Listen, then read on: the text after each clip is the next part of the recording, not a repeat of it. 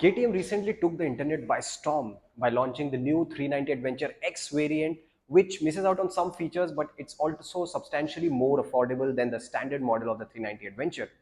But even that motorcycle has a seat height of 855 mm, which is one of the points because of which some people refrain from buying the 390 Adventure because that seat height is quite tall. But now maybe KTM has solved that issue by launching the lower seat variant of the 390 Adventure. It is called the V, and we have it here with us. So this is the new KTM 390 Adventure V, and in this video I'll sit on the motorcycle and see how easier has it gotten to get your feet on the ground. And to give you a better perspective, I'll also sit on the 250 Adventure standard variant, which has exactly the same seat height as the standard 390 Adventure, which is 855 mm. So that will give you a better comparison, better perspective. And I'll also shed light on how KTM has achieved the lower seat height. So let's get going.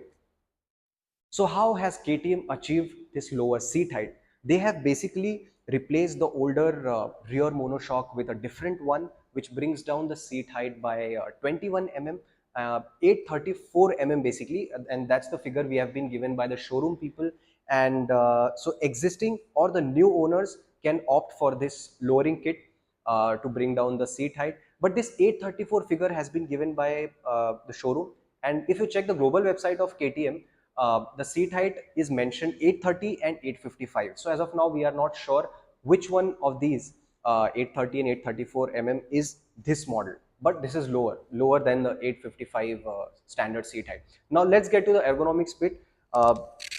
Hopping on the motorcycle, I think it's just as easy as the standard model, but when I step my feet on the ground, as you can see, the my heels are just slightly above the ground. If you come closer, you'll get a better view.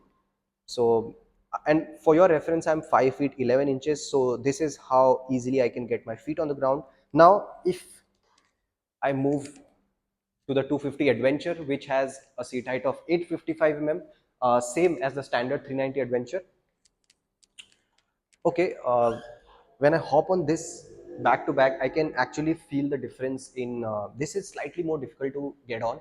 And now if you come closer, you can see that my heels are way more up from the ground as compared to when I was on that motorcycle. So there is a difference, and shorter riders will find this pretty useful to get their feet on the ground while they are riding through traffic or they are moving the motorcycle in the parking. So yeah, that's a plus for the new 390 Adventure V. Okay, so those were a lot of numbers. Now let me show you the actual hardware that has been changed. The front suspension is exactly the same as the standard model. So WP Apex upside down big piston fork. But at the rear, if you come and check it out, the hardware is different. This suspension has a different spring rate, and if you see closely, the design is also different, and this coil is rotating 6 times, and the kind of variation of rotation is standard throughout the monoshock. But if you come here at the 250, which has exactly the same rear suspension as the standard 390 Adventure, it has 8 rotations of the coil. So this is clearly a different setup with different spring rate.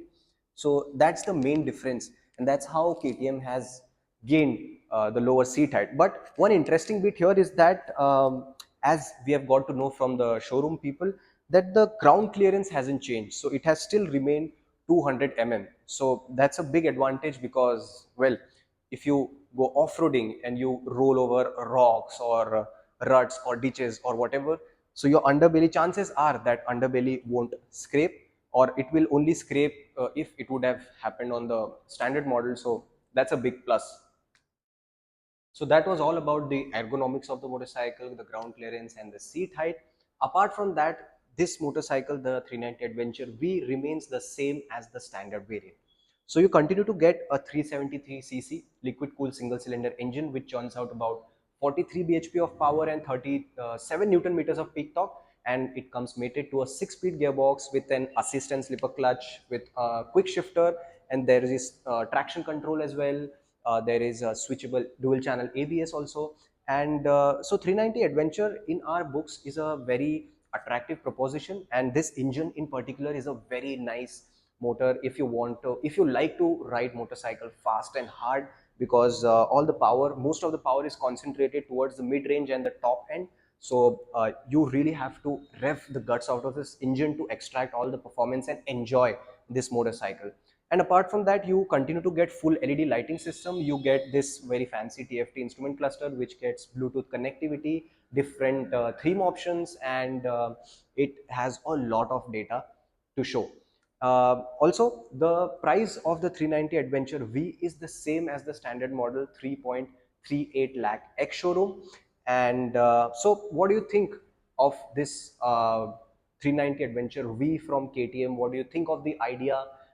Is it worth from KTM to do these changes and bring it? In our books, it is, because obviously some people have problem with the taller seat height. So this should help, even if marginally, but this will help. Now we are really looking forward to riding this motorcycle and finding out how much of a difference this change in rear suspension has made in the behavior of the motorcycle. And we might do that video soon, and that will be out possibly soon. And thanks to KTM Navi Mumbai, because of whom it was possible to shoot this motorcycle. And if you find this video useful, do share it with your friends, hit on the like button and subscribe to our channel. This is Anuj signing off.